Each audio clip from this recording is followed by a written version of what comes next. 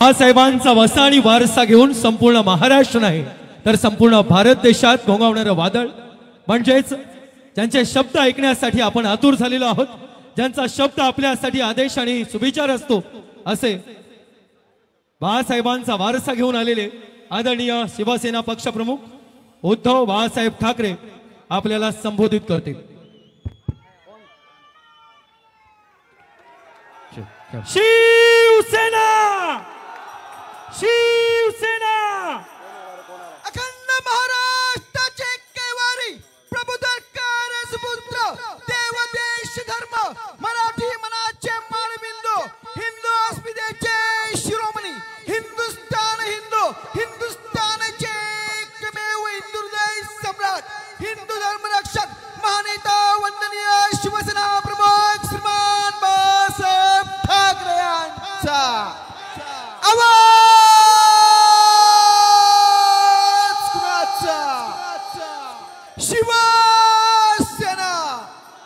शिवसेना पक्ष प्रमुख सन्माननीय उद्धव साहेब बाळासाहेब ठाकरे यांचा।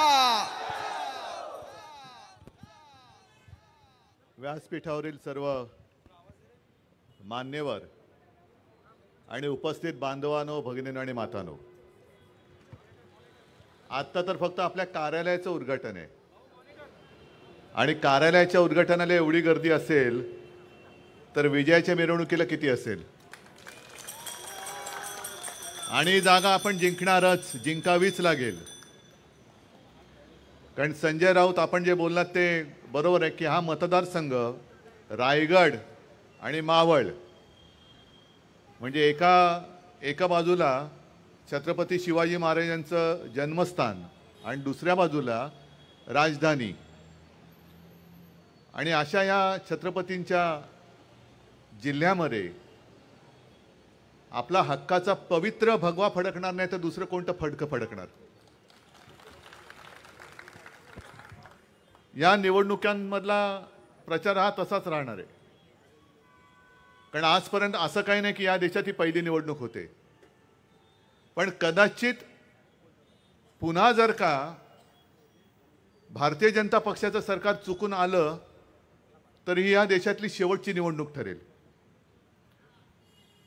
आणि मला खात्री आहे आजपर्यंत काही जणांनी छातीठोक सांगितलं होतं की मी पुन्हा येईन, आज सुद्धा दिल्लीतले सांगतात तेच पुन्हा येणार, पण पुन्हा येणारे अगदी स्वतःच्या घरामध्ये जातात, ते पुन्हा लोकसभा किंवा विधानसभेमध्ये येऊ शकत नाहीत। आणि एवढंच जर का त्यांना आत्मविश्वास आहे मी पुन्हा येईन, मग फोडाफोडी कशाला करताय? पक्ष फोडला एकतर तुम्हाला म्हणजे भारतीय जनता पक्षाला संकटामध्ये ज्या पक्षांनी साथ सोबत दिली त्या शिवसेना प्रमुखांनी आणि शिवसेना प्रमुखांच्या शिवसेनेला तुम्ही संपवायला निघालात। एवढे नतद्रष्ट मला नाही वाटत या राज्यामध्ये आणि या देशात राजकारणी यापूर्वी जन्माला आले असतील।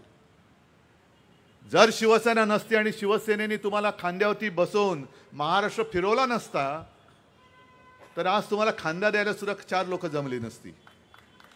ही तुमची परिस्थिती होती आणि तीच वेळ आता परत आलेली। इथल्या खासदारांनी गद्दारी तर केलेलीच आहे, त्याला तर आडवा करायचाच कोणत्याही परिस्थितीत करायचा। पण दुसरी लोक जे सरकार सर्वपक्षीय सेट आहेत, सरकार आपल्याकडे येऊ द्या, आपलं सरकार येऊ द्या आपल्याकडे येतील, त्यांचं येऊ द्या त्यांच्याकडे जातील, म्हणजे हे सर्वपक्षीय सेट आहेत। कुठेही गेलं तरी आपलं दुकान चालू, हे दुकान चालवणारी जी काय आता लोक आहेत, दुकानदार म्हणजे ते ह्या राजकारणातले, इथे कोण दुकानदार आले असतील त्यांच्याबद्दल नाही मी म्हणत, ही यांची दुकानं आता बंद करायची आहेत। कारण तुम्हाला आम्ही निवडून देत आलो, पण निवडून दिल्यानंतर मला तर आश्चर्य वाटलं, आता संजोगजी तुम्ही सांगितलं की इकडे ग्रामीण रुग्णालय नाही, म्हणजे मला लाज वाटते। हा गद्दार कोणी एकेकाळी शिवसैनिकांनी म्हणजे तुम्हीच त्याला निवडून दिला होता, पण त्याला ग्रामीण रुग्णालयाचा एक विषय सोडवता नाही आला। बरं, मधल्या काळामध्ये करोनाचं संकट येऊन गेलं होतं, कर्मधर्म संयोगाने म्हणा किंवा काही म्हणा, त्या जगावरती आलेल्या आणीबाणीच्या काळामध्ये आपल्या महाविकास आघाडीचं सरकार आणि मुख्यमंत्री म्हणून मी होतो, संपूर्ण राज्याची जबाबदारी माझ्या खांद्यावरती होती, तुम्ही सगळे माझ्या सोबत होतात, म्हणूनच देशाला कौतुक वाटेल, अभिमान वाटेल असं काम हे महाराष्ट्राने करून दाखवलं. कारण तुम्ही सगळे सोबत होता आणि त्यावेळेला एक हॉस्पिटल्स असतील, त्याच्यानंतर वॅक्सिनेशनचा कार्यक्रम असेल, त्याची केंद्र असतील, कोरोनाच्या टेस्ट घेणाऱ्या आपल्या लॅब असतील, यांच्यामध्ये आपण वाढ केली होती. मग त्या काळामध्ये तो खासदार तेव्हा सुरुवातीला आपल्यातच होता. मग त्यांना कळलं नव्हतं तेव्हा की इकडे ग्रामीण रुग्णालय नाही. मी तर सगळीकडे रुग्णालयांना परवानग्या देत होतो. काही ठिकाणी मी वैद्यकीय महाविद्यालयाला सुद्धा परवानगी दिली. मग या सगळ्या ह्याच्यामध्ये फक्त स्वतःचा विचार तुम्ही केला, ग्रामीण भागाचा, या जनतेच्या आरोग्याचा विचार नाही केला. आता पुन्हा कोणत्या तोंडाने मतं मागायला येणार? 10 वर्षामध्ये तुम्ही केलं काय? अगदी काल सुद्धा जो एक कार्यक्रम झाला ज्याच्यामध्ये संजय राऊत तुम्ही बोलला की मी एक घोषणा दिली की आपकी बार भाजपा तडीपार करायचंच आहे, करणारच. मी नोटीस तर दिलेली आहे, शिक्कामोर्तब तुम्हाला करायचंय, कारण तुमची मोहर उठवल्यानंतर ते तडीपार होणार आहेत. हे शिक्कामोर्तब करण्याचं काम तुम्ही करायचंय. कारण आजपर्यंत एवढा खोटारडा पक्ष हा देशाच्या राजकारणामध्ये कधी जन्माला नव्हता आला. 2014 साली त्यांनी ज्या काय थापा मारल्या होत्या, बरं काल सुद्धा मी बोललो, आज पुन्हा बोलतो, 10 वर्षामध्ये केलं काय? ज्या काँग्रेसच्या काळापासून चालू होत्या त्या योजना, त्यांचंच काही ठिकाणी नामांतर केलं, काही ठिकाणी रेल्वे स्टेशनचं नामांतर केलं. म्हणजे त्या बिहार वगैरेच्या बाजूला कुठलं तरी एक मोगलसराय म्हणून स्टेशन होतं, त्याचं काय केलं त्यांनी, दीनदयाळ उपाध्याय. हरकत नाही, करा, तुम्ही नावं द्या, तुमच्या नेत्यांची तुम्ही नावं देता. पण नावं देता देता 2014ला ज्या काय थापा मारल्या, जुमला होता, त्या जुमल्याचं सुद्धा त्यांनी नाव बदलून आता त्याचं नाव मोदी गॅरंटी केलेली आहे. हे मेरी गॅरंटी आहे. अहो 2014 साली तुम्ही काय बोलला होता ती एकदा काढा ना, ती वचनं काय झाली? बरं नावं ठेवताय, नामांतर करताय. मग मी मुख्यमंत्री असताना नव्या मुंबई एअरपोर्टचं नाव मी दिवा पाटलांचं नाव त्याला दिलं होतं, त्या नावाचं काय झालं हे विचारा मोदींना. मी दिलं होतं ते नाव, माझ्याकडे मागणी आली की इथला सगळा जो एक आगरीपट्टा आहे ते मागतात दिवा पाटलांचं नाव. म्हटलं द्या, कारण आपण कधीही शिवसेना ही स्थानिक लोकांच्या भावनेसोबत असते, भावनेची खेळ नाही करत आम्ही तुमच्या भावना जपतो. आणि म्हणून मी दिवा पाटलांचं नाव दिलं. यांनी तिकडे त्यांची जी काय नावं द्यायची मध्ये मी सांगितलं होतं, अयोध्येच्या मध्ये काहीतरी एक नाव दिलं, आणखीन कुठल्या एअरपोर्टला नाव दिलं. मग आमच्या दिवांचं नाव अजून का नाही दिलं? विचारणारे आजपर्यंत ह्या गद्दार खासदारांनी लोकसभेमध्ये तोंड का नाही उचकटलं? काय दातखिळी बसते तुमची मोदींसमोर? मतं तुम्हाला काय मोदी देणार नाहीत, मतं ह्या लोकांनी दिली होती आणि यांच्यासमोर येऊन तुम्ही बोलाल तर आता तुम्हाला मतं देणार नाही, अजिबात देणार नाही. काय वाटेल ते सांगा, पुन्हा एक सुद्धा मत ह्या माझ्या पनवेलमधून त्या गद्दाराला मिळता कामा नये. आणि एका गोष्टीचा मला अभिमान आहे की एवढी त्यांनी फोडाफोडी केली, सगळेच फोडतायत, तरी सुद्धा कट्टर कार्यकर्ते, जसं बबनदारांचा उल्लेख केला तसेच आणखीन काय आहेत ते माधवराव भिडे. मी लहान असल्यापासून हा शिवसैनिक. शिरीष आहे तिकडे, शिरीष पण आहेत, सगळेच आहेत, शिरीष बुटाला सगळेच आहेत. हे जुने कार्यकर्ते. काय दिलं मी त्यांना? काय दिलं शिवसेनेनी? तसं म्हटलं तर काहीच दिलं नाही. पण त्यांना हे तुमचं जे काही प्रेम मिळतंय, जो काही मान मिळतोय, त्याच्यावरती ते खुश आहेत. आणि आज बाळासाहेबांनंतर सुद्धा एवढी वर्ष झाली हे आणि ना शिवसेना सोडली ना ठाकरे कुटुंबियांपासून ते अंतरावर गेले. याला म्हणतात प्रेम, याला म्हणतात श्रद्धा, याला म्हणतात निष्ठा. आणि या सगळ्या लोकांना म्हणजे जे गद्दार झालेले आहेत, त्या गद्दाराच्या नायकाला सुद्धा विचारा, तू दाढी खाजवत, कारण आपण डोकं खाजवतो काय आठवायचं असलं, हे दाढी खाजवतात काय आठवायचं झालं तर स्वतःचीच दाढी स्वतःच खाजव, कारण पैसे खूप आहेत. दाढी खाजवायला सुद्धा भाड्याने माणसं ठेवली असतील तर मला माहिती नाही. पण तुम्हाला असं काय मी दिलं नव्हतं? ज्या बाळासाहेबांनी आणि बाळासाहेबांच्या कुटुंबियांनी तुम्हाला, शिवसेनेने जे जे देता येऊ शकत असेल ते सगळं तुम्हाला दिलं, तरी सुद्धा तुम्ही आमच्या पाठीत वार केलं. कोण होता इथला गद्दार खासदार? काय होती त्यांची ओळख?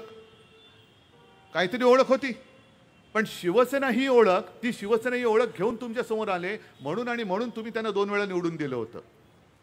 पण यांना वाटलं की आता घोड्यावरती बसलोय म्हणजे घोडा माझाच.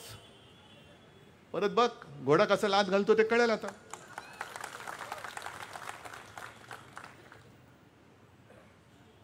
आणि नरेंद्र मोदी जे बोलतात की काँग्रेसने देशाला लुटलं, साधं गणित आहे. आणि हे गणित मी ना हे सुप्रीम कोर्टामध्ये आता तो निवडणूक रोख्यांचा विषय संजय तुम्ही मांडला तोच सांगतो तुम्हाला. जर का खातेनिहाय चौकशी केली, कोणाच्या खात्यात अगदी काढा, शिवसेनेच्या खात्यात किती पैसे आहेत, राष्ट्रवादीच्या किती आहेत, काँग्रेसच्या किती आहेत आणि भारतीय जनता पक्षाच्या काढा. भारतीय जनता पक्षाच्या अकाउंटमध्ये जवळपास 6 ते 7 हजार कोटी आहेत, बरोबर ना. आणि काँग्रेसच्या खात्यात किती आहेत, 700 ते 800 कोटी असतील. मग 10 वर्षामध्ये ज्या पक्षाने साधारणतः 6 ते 7 हजार कोटी रुपये लुटले, मग देशाला लुटलं कोणी, काँग्रेसने लुटलं की भाजपने लुटलं? भाजपने लुटलं ना. मग ते जे सांगतायत, पंतप्रधान सांगतायत की जो कांग्रेस ने 70 साल में नहीं किया वो हमने 10 साल में किया, सच्ची किया. जो कांग्रेस नहीं लूट सकी थी, आपने देश को लुटा. आपण देशाला लुटलं. आणि या देशातली जनता काय मूर्ख नाही की तुम्ही काय हो गरीब बिचारा माणूस 2000 रुपयाची देणगी देतोय. अहो मग प्राईम मिनिस्टर जो काय केअर फंड आहे ना, PM केअर फंड, त्याच्यात किती लाखो कोटी रुपये जमलेले आहेत, ते पैसे कोणाच्या मालकीचे आहेत? कारण त्यांनी त्याची मांडणी अशी केली की तो त्या चौकशीच्या कक्षेतच येत नाही. किती पैसे गोळा झालेत कोणालाच माहित नाही. मालक कोण, त्या केअर फंडाचा बाप कोण, कोणालाच माहित नाही. अगदी करोनाच्या काळामध्ये मला वाटतं तो फंड त्यांनी निर्माण केला. आणि आपल्या इथले सुद्धा जे काही भाजपची लोक आहेत त्यांनी महाराष्ट्राला पैसे नाही दिले, त्यांनी PM केअर फंडाला पैसे दिले. मग काय म्हणून दिले? PM केअर म्हणजे कसला, PMचा अर्थ तरी काय? मग PM केअर फंड हा जर का खाजगी फंड असेल मग त्याचा बाप कोण आहे? आणि उद्या जे पंतप्रधान येतील, उद्या आमच्या महाविकास आघाडीचा आणि इंडियाचा प्राईम मिनिस्टर येणार आहे, त्या प्राईम मिनिस्टरच्या हाताखाली हा PM केअर फंड येणार आहे की नाही एवढ्याचं तरी उत्तर द्या. असेल तो खाजगी, पण जर तुम्ही पंतप्रधान म्हणजे PMचं नाव वापरून पैसे गोळा केले असतील तर उद्या जो आमच्या इंडियाचा पंतप्रधान बसेल त्याला त्या फंडाचा विनियोग करण्याचा अधिकार मिळणार आहे की नाही हे पहिलं भाजपने सांगावं. उगाच वाटेल त्याच्यावरती भ्रष्टाचाराचे आरोप करताय. म्हणजे गेल्या काही दिवसांमध्ये एक तर आपली शिवसेना फोडलीच, त्याच्यानंतर मध्य प्रदेशच्या निवडणुकांमध्ये मोदींनी आपल्या राज्यातल्या 70,000 कोटीच्या सिंचन घोटाळ्याचा एक उल्लेख केला. 4 दिवसात अजित पवार तिकडे. निर्मला सीतारामन बाईंनी लोकसभेमध्ये आता अंतरिम म्हणजे शेवटचा अर्थसंकल्प मांडताना श्वेतपत्रिका काढली, त्याच्यामध्ये आदर्श घोटाळ्याचा उल्लेख केला. 4 दिवसात अशोकराव तिकडे. म्हणजे आश्चर्य म्हणजे महाविकास आघाडीच्या चर्चेत जे हिरारीने भाग घेत होते काल, म्हणजे असंच समजा की कालपर्यंत अशोकराव आमच्यात होते, आज गेले म्हणजे आमच्यातनं गेले तिकडे. म्हणजे आज बघितलं तर ते तिकडे आहेत आणि काल बघत होतो तर ते काँग्रेसच्या माध्यमातून जोरजोरात मांडत होते, भांडत होते, ही जागा आम्हाला पाहिजे, ती जागा आम्हाला पाहिजे. कशाला पाहिजे? हे एकूण सगळे जर का बघितलं तर भारतीय जनता पक्ष हा पक्ष नाही, ही एक भ्रष्टाचारी सडकी कुचकी ही वृत्ती आहे. ही वृत्ती आहे आणि ही वृत्ती आपल्याला देशातनं संपवावीच लागेल. मी नुसतं म्हणतोय अबकी बार भाजपा तडीपार, ते केवळ आपल्या राज्यातून, केवळ मावळमधून, रायगडमधून, महाराष्ट्रातून नाही तर देशातून ही वृत्ती तडीपार आपल्याला करावीच लागेल. कारण ती केली तर आणि तरच आपल्या सगळ्यांचे आजचे दिन येतील, तरच आजचे दिन येतील. आणि म्हणून मला खात्री आहे, मी उगाच मोदींसारखं काहीतरी जुनं नातं काय सांगत नाही. हे खरं आहे की माझं आजोळ हे पनवेलचं आहे. आजोबांचे आजोबा सुद्धा पनवेलमध्ये राहायचे. इथलं ते विरूपाक्षाचं मंदिर, मला जायचं एकदा तिकडे. मी अगदी लहान असताना आजोबांसोबत आलो होतो विरूपाक्षाच्या मंदिरात, पण त्याच्यानंतर परत आलेलो नाही, मला परत यायचं आहे. पण ते एक नातं आणि त्या नात्याने मी तुम्हाला काहीतरी भारावून टाकतोय, ही भोंदूगिरी माझ्याकडे नाही आहे. आपण आहोत ते समोरासमोर आहोत, जे काही आहोत ते कामामुळे आपलं नातं निर्माण झालेलं आहे आणि एका निष्ठेने आपण एकत्र आलेलो आहोत. आणि मला असं वाटतं की जो तुमचा एक उत्साह पाहिला मी, नुसतं कार्यालयाचं उद्घाटन, मी परत सांगतो, कार्यालयाचं उद्घाटन म्हटल्यानंतर एवढी गर्दी जमते तर विजयाची मिरवणूक ही किती मोठी असेल. पण आज एक तुम्हाला एक चांगला मर्द संजोगच्या रूपाने तुम्हाला दिलेला आहे, संजोगच्या रूपाने दिलेला आहे. संजोग वाघेरे आपल्या हक्काचा माणूस आहे. कारण त्यांचा एकूण जर का पूर्ण इतिहास पाहिला तर एक घराणं आहे, निष्ठावान घराणं आहे. आणि निष्ठा पक्षाशी तर आहेच, पण ही निष्ठा जनतेशी सुद्धा आणि मतदारांशी असायला पाहिजे. पक्षांतर करणं म्हणजे एक बघा, आता साधारणतः एक अशी पद्धत असते की विरोधी पक्षातनं माणसंही सत्ताधारी पक्षात जातात, जसे आपले गेले लाचार शेपूट घालून. आज तसं पाहिलं तर माझ्याकडे काहीच नाहीये. पक्ष पण त्यांनी कागदावर संपवलाय, माझ्याकडनं चिन्ह काढून घेतलंय. म्हणजे काही नसताना संजोग आपल्यासोबत आलेत शिवसेनेत, कारण राज्य सत्ता पाहिजे म्हणून आलेले नाही आहेत, तर सत्ता आणायची आहे म्हणून ते आलेले आहेत. मला काहीतरी पाहिजे असते तर गेले असते तिकडे, गेले असते अजित पवारांसोबत, गेले असते तिकडे मिंद्यासोबत, गेले असते भाजपासोबत. पण मला एका गोष्टीचा अभिमान आहे की आज जणू काही संपूर्ण भाजपमय झालं असं एक वातावरण निर्माण करण्याचा प्रयत्न होतोय, तो तसा नाहीये. मी जिथे जिथे जातोय तिथे तिथे प्रचंड गर्दी उसळते. अगदी मुस्लिम सुद्धा मोठ्या संख्येने येत आहेत. हे एक यावेळेचं वैशिष्ट्य आहे. मुस्लिम सुद्धा येत आहेत आणि त्यांना देखील माहिती आहे की शिवसेनेचं हिंदुत्व आणि भाजपचं हिंदुत्व याच्यात खूप फरक आहे, खूप अंतर आहे. आम्हाला शिवसेना प्रमुखांनी हिंदुत्व म्हणजे दुसऱ्या धर्माचा द्वेष कर असं नाही शिकवलं, तर आमचं हिंदुत्व म्हणजे राष्ट्रीयत्व आहे.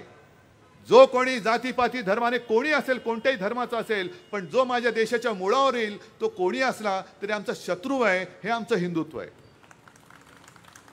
आणि मग तुम्ही कोणी असाल, हिंदू असाल, मुस्लिम असाल, कोणी असाल, पण देशासाठी जो ह्या देशाला आपला मानतो, आपली मातृभूमी मानतो आणि देशाच्या रक्षणासाठी जो आमच्या सोबत होतोय, तो देशभक्त कोणी असला तरी तो आमचा आहे, हे आमचं हिंदुत्व आहे. आणि म्हणून ही आजची आता होणारी जी काही लढाई आहे ती मोदींविरुद्ध सगळ्या अजिबात नाही आहे. ही हुकुमशाही विरुद्ध लोकशाही अशी लढाई होणार आहे. आणि परत एकदा पुन्हा सांगतो की देशातली पहिली निवडणूक नाही, पण हुकुमशहाच्या हातात दुर्दैवाने जर का परत देश गेला, जो जाऊ देणार नाही, जाणार नाही, तर मग मात्र केवळ आपल्यालाच नव्हे तर देशाच्या पुढच्या पिढ्यांना हुकुमशाहीमध्ये लाचारीचं जीणं जगावं लागेल. आणि त्या लाचारीच्या जीणं जगण्यामध्ये मला खात्री आहे छत्रपती शिवाजी महाराजांचा महाराष्ट्र नक्कीच नसेल, अजिबात नसेल. आणि महाराष्ट्र आज सज्ज झालेला आहे देशाला पुन्हा एकदा दिशा दाखवण्यासाठी. आणि या महाराष्ट्रावरतीच माझी भारत माता सुद्धा विश्वास ठेवू नये की ज्या ज्या वेळेला भारतावरती संकट आलेलं आहे त्यावेळेला प्रत्येक वेळेस महाराष्ट्र देशाच्या मदतीला धावून गेलेला आहे.